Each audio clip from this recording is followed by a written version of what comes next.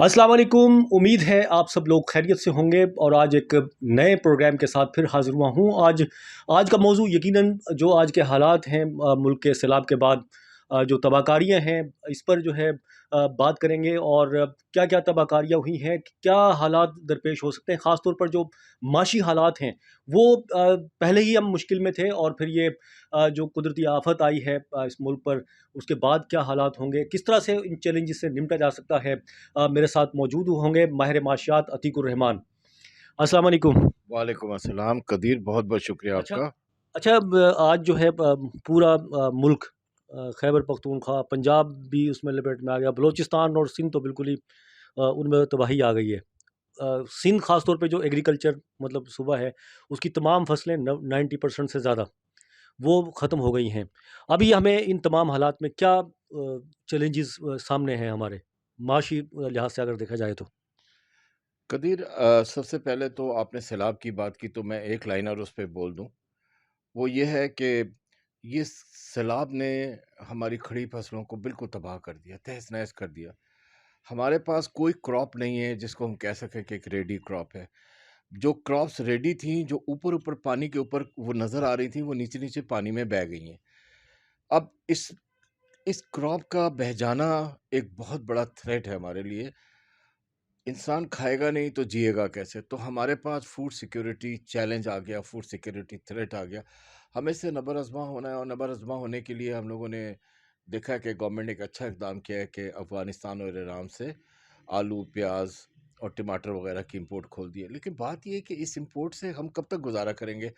हमारी तो बहुत बड़ी रिक्वायरमेंट है और फिर ये है कि हम देख रहे हैं कि हमारे पास फ़ॉरेन एक्सचेंज क्राइसिस हैं।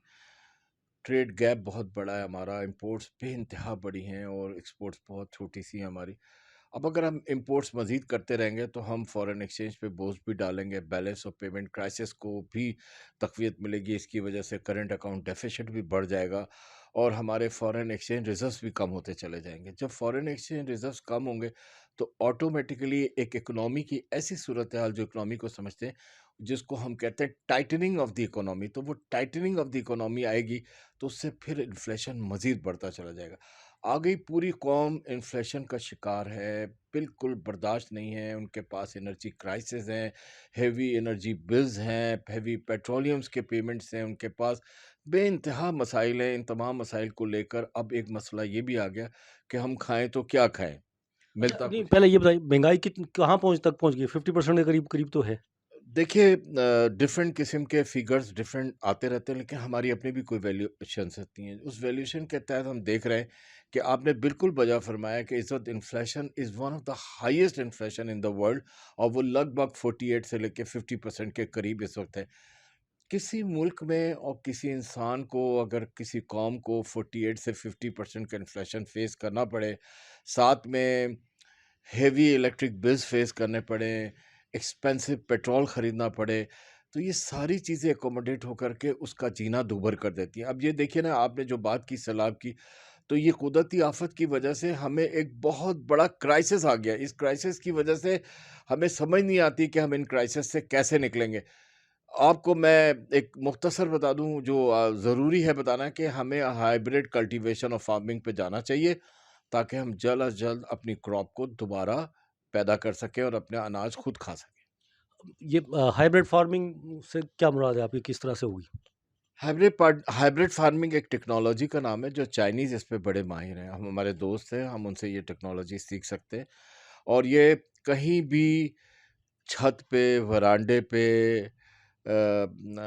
लॉन्स में, ओपन लैंड्स पे जो कुछ हमारे पास है अवेलेबल, जो बारिश में भीगने के बाद सूख गया है और पानी में डूबा हुआ नहीं है और कई अरसे से डूबा हुआ नहीं है, इन तमाम चीज़ों से फ़ारिग लैंड्स जो होते हैं उन पे ये कल्टीवेशन की जाती है और इसमें क्या नाम है, हमारे पास इनफ सनशाइन है, सन हीट है, उसकी भी ज़रूरत पड़ती है, वो भी हमें मैसर आ जाएगी। तो ये एक टेक्नोलॉजी है जो इसका एक तरीक़ेकार है जो बहुत टेक्निकल अंदाज़ में टेक्नोलॉजिकल लोग ही बता सकेंगे। मैं तो मईशत में जितना जानता हूँ वो ये जानता हूँ कि मुझे ये पता है कि सारी दुनिया हाइब्रिड फार्मिंग की तरफ जा रही है और जहाँ-जहाँ आप देखें ना, क्लाइमेटिक चेंजेस दुनिया में एनवायरनमेंट, हेल्थ और सिक्योरिटी, सेफ्टी कितना बड़ा इशू बन चुका है। आप जी। देखें, मैं देख रहा था उस दिन इंग्लैंड में हीट वेव आई, फ्रांस में हीट वेव आई। ये सॉरी, मैं आपकी बात इंटरप्ट कर रहा हूँ। वो ये है कि जिस तरह से आपने कहा हाइब्रिड फार्मिंग, तो ये किस वजह से कह रहे हैं आप? दूसरी बात फिर बाद में करते हैं। ये किस वजह से कह रहे हैं?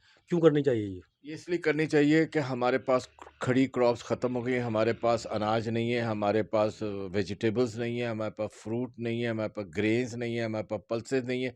इन सब को कोई ऐसे तरीके पे हमें उगाना है, जो कि हाइब्रिड फार्मिंग उसका एक तरीक़ेकार है, जो जितना जल्दी हो सके हमें रिज़ल्ट दे दे। कहते हैं माहिर कि 30 से 45 दिन में इसके रिज़ल्ट्स आने शुरू हो जाते हैं। ठीक है। अच्छा, ये तो इसकी वो हो गई। अगर ये कर भी लेते हैं हाइब्रिड फार्मिंग, उसका जिस तरह से आपने चाइना की बात की, लेकिन हमारी जो हुकूमत है, ये तमाम हमारे अवाम भी जानते हैं, वो बड़ी सुस्त इक़दामात होते हैं।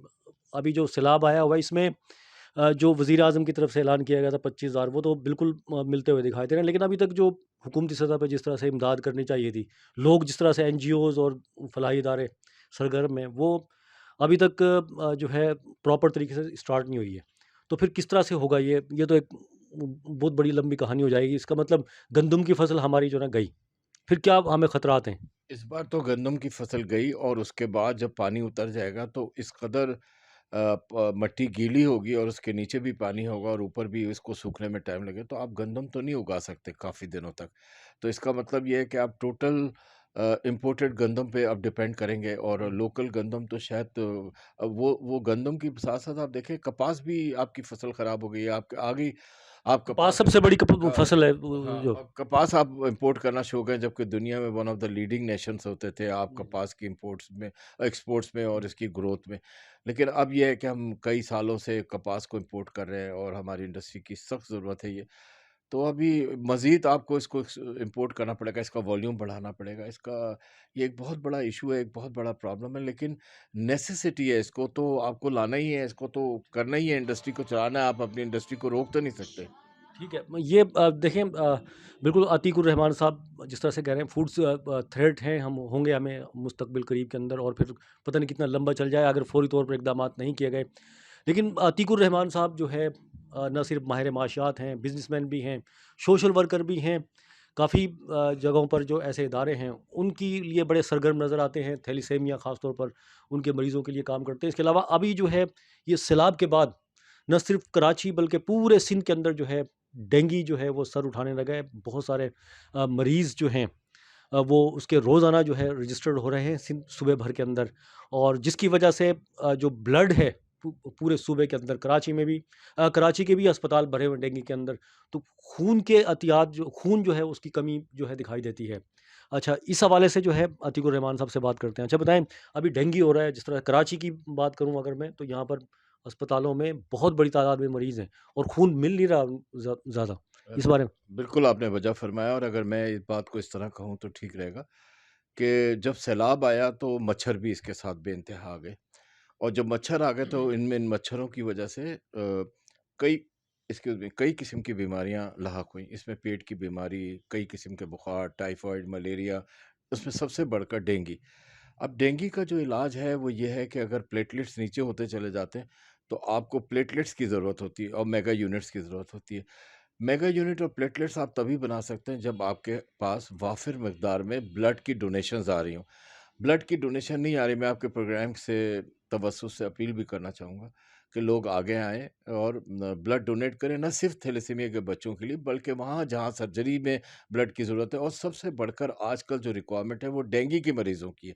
उनकी जान बचाने के लिए आपको ब्लड ज़रूर डोनेट करना है। डेंगू सिर्फ़ शहरों में नहीं फैला हुआ है, गाँव-गोटों में पड़ा हुआ है, लाखों करोड़ों मच्छर हैं जो इंसानों को काट रहे हैं और भून रहे हैं।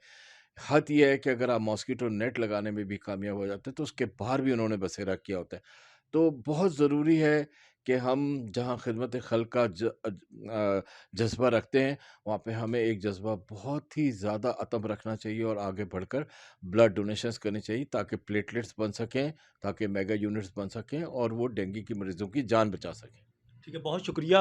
ये अतीकुर रहमान मेरे साथ मौजूद थे। पूरी जो सैलाब की सूरत हाल है, उसके बाद जो मुल्क के माशी हालात हैं वो कैसे हैं, क्या क्या चीज़ें दरकार हुई है, बात कर रहे थे।